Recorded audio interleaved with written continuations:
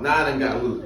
I feel real good now. So listen, let me also say this, real caveat. I'm gonna put a pin right there and I'm gonna come right back to it. What did I say? How many families in the closet, right? Shame. Do you know how many of your fathers, men, grandfathers, are stuck in a place that they desire to get out of because grace does not live in their family? Now, let me just make this make sense. There is a conversation that they need to have. Forget men. There's a conversation that anybody in your family needs to have.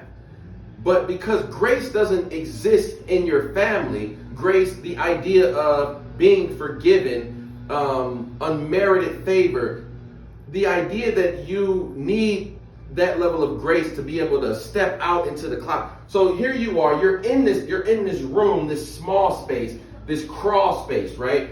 In which you are crawling in this space because you can't stand up. Golly. And you're sitting in this space and you want to come out. You want to come out and be free from whatever it is that is bothering you, that is causing you emotional pain. But on the outside, when you look out at that room of everybody that loves you, that says they love you, that is your friend, your family member, you've never seen grace out there. You've never seen it to where I want to break this off of my family. I want to break this off of myself. I am afraid to step out because if I do, I have been convinced somewhere within my knower that I am going to be killed, persecuted, disliked. And so what do? I say, forget it. I'll stay right here.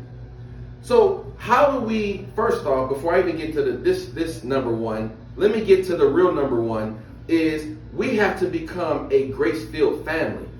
Each and every one of you watching this has something in your back pocket, tucked in your sock, for women tucked in your bra, somewhere you don't want nobody to know.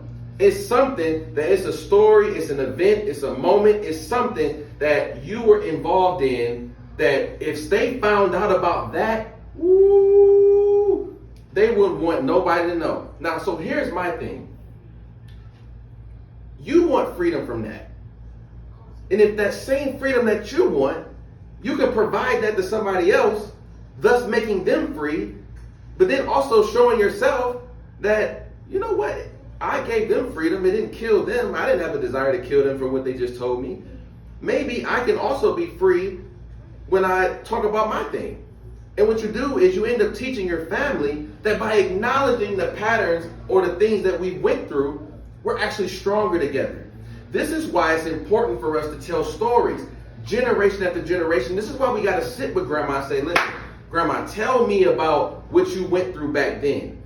Because we need her to acknowledge what happened. Because now we're still sitting in front of a living witness who went through it. That allows us power. I can then tell my kids the same thing. I can say, you know, listen, you listen to grandma. She went through all that she went through. Baby, why don't you think you can make it through that? You heard what grandma went through back in the sharecropping days, right? I'm speaking to black people here. When she had to go through, when she was afraid to walk down the street, when she thought her husband was going to get beat on, you know, for going into that establishment, and they still made it here, bought a house, still made it. Now, you use that strength, young man.